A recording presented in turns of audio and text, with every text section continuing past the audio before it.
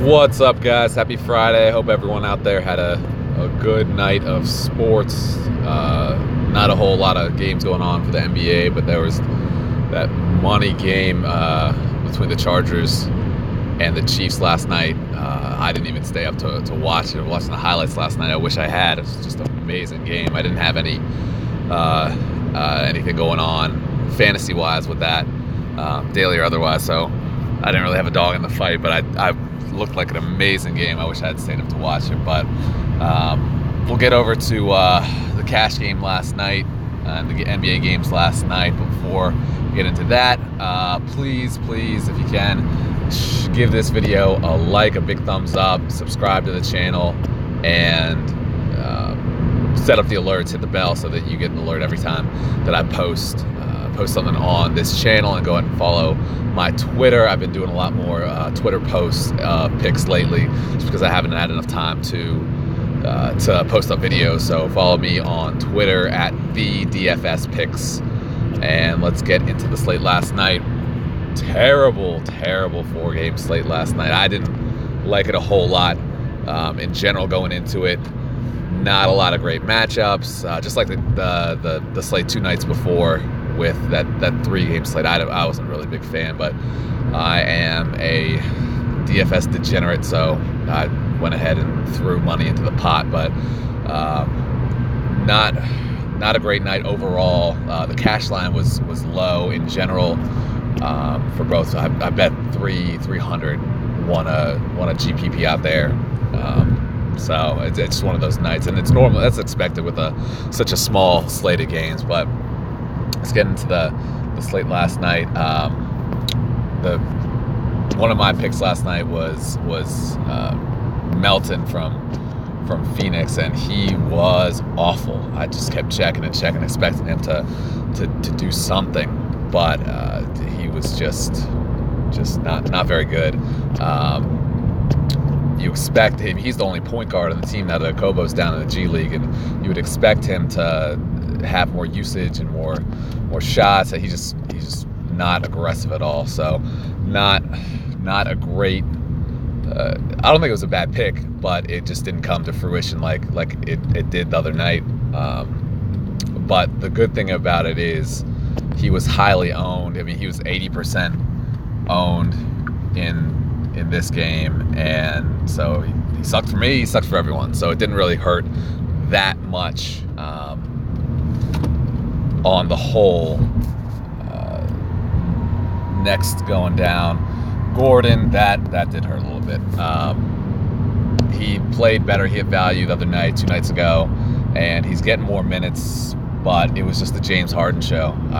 Harden was, anytime he was on the floor, he had the ball, he wasn't passing, he was just hitting everything. That shot he hit over LeBron, that 3, like 3 feet behind the 3-point line, that LeBron closed out, played perfect defense, and it just rattled in. It was just a backbreaker for the Lakers. So Harden playing last night the way he did hurt Gordon's stock. So that ended up to be also not a good pick. But that being said, if you had Harden, you won. I mean, if you were playing a cash game with Harden, unless you blew your other picks, you won, because of that value, and hitting 86. If you ever get someone that scores 86, I mean, you better cash. But I did not. I went with LeBron. In the picks last night, I put out that I was going with Kuzma, but I loved LeBron, and I really did like LeBron, so I made that switch.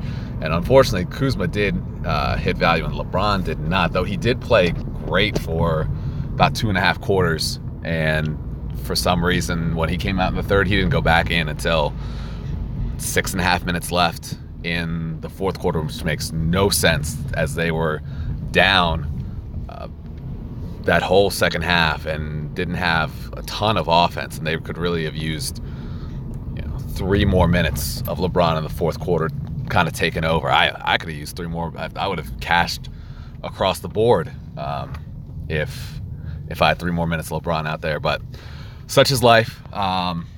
Vucevic did hit value, which is good because he was kind of behind most of the game. He had a good end of the game as they closed it out and they beat Chicago. I'm surprised that he didn't hit higher value.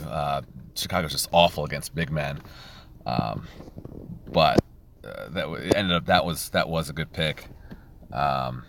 One pick that I wish I had gotten out and had really thought about more was Jonathan Isaac. Isaac hit, I think he had 24 points at 4,000.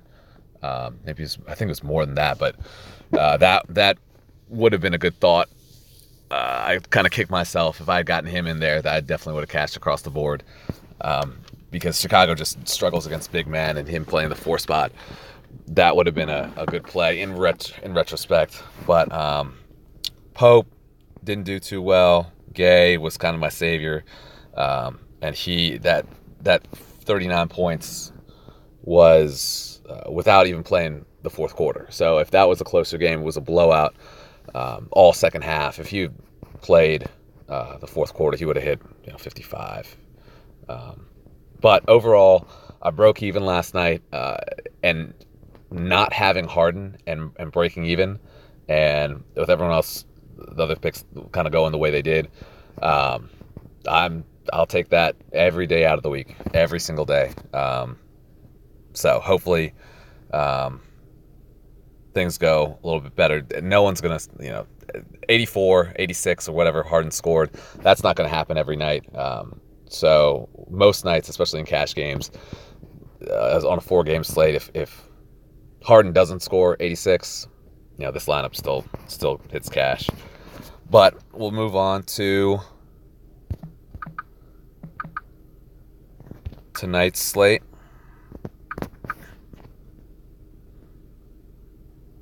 And if I get internet, that would be phenomenal.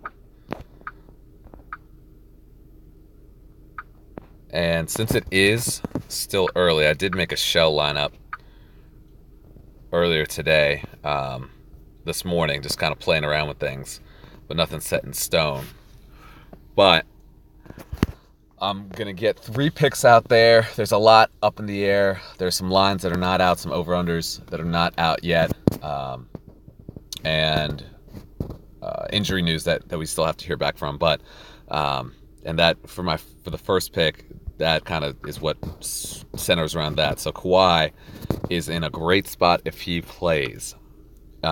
Portland struggles against the 3 spot. Small forwards do well. I think they're bottom 5 in the league, and he's fairly priced at 9,300. Yeah, it's actually gone down a little bit since he played the Brooklyn game, but he's in a good spot if he's healthy. And I am waiting for the lines on that game. That one wasn't available when I made this video, so keep an eye out for that. But if he does play and it does look good, that is looking like a key play for tonight. So putting him in there, and then at point guard, I like Westbrook tonight as a bounce back game. He's had 2 bad games, but that's not where I'm necessarily going. Where I want to go is D'Angelo Russell. The Wizards are my team. I've been a Washington fan my whole life, but they are awful against, well, pretty much everyone. Everyone scores against them, but particularly centers and point guards. And you look at what he did last time out. I mean, he only scored 38 points, but he didn't play a full game. I think that 115-104 score, that's a lot closer than it was. Wizards closed late in that game, but Brooklyn was up 20 plus. So it was a little bit of blowouts. Dinwiddie actually got more run in that game, and scored more in that game. But that is what I expect. I expect low 40s out of him tonight, if not more. So he has a good ceiling this evening. The 2 teams did play again on the 1st of this month in Washington, and he didn't do well. No one on Brooklyn did well, but they were on the road. They were on the second night of a back-to-back, and I'm 99% sure that they went to overtime with Memphis the night before. It might have even been double overtime, but so that would explain his lower production. But they're all rested. I might even play Dinwiddie later. I'm going to look at that depending on what else is going on on the slate.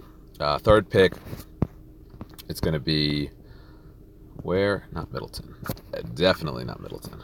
We're going to look for, what is going on here? Serge Ibaka.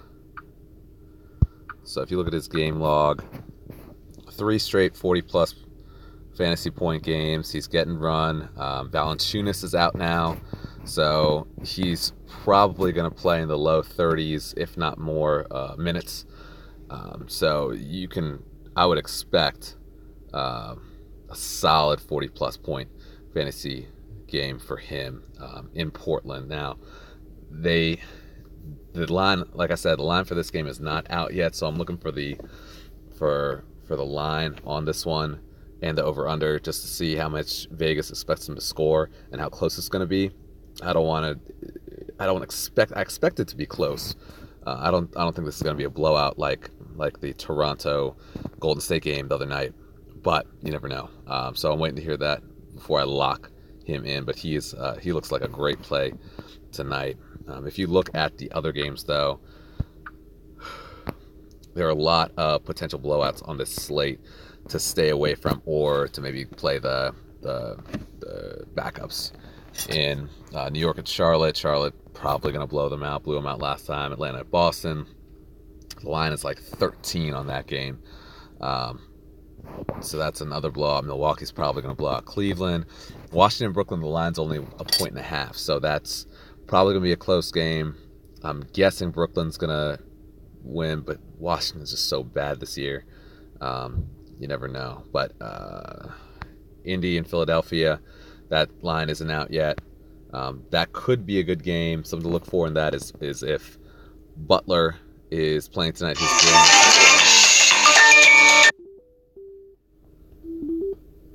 Last game, Miami at Memphis. Memphis is just too good with their defense to consider anyone on Miami. Maybe Bam, but it's hard to play against Memphis. OKC and Denver does look like a good game. Toronto, Portland looks like a good game. Jesus.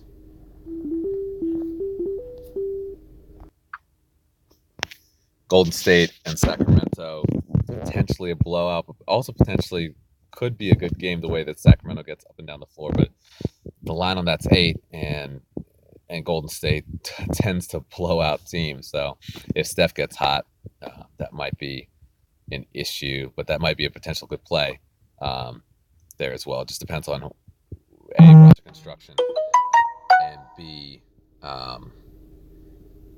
the line that comes out on that game. So we'll see. I'll post on Twitter later on today. Again, at the DFS picks, and follow me on there. Follow this channel, subscribe, hit the alerts, give me a thumbs up, please, and I'll get some more info out as I get more info. Have a good day, guys.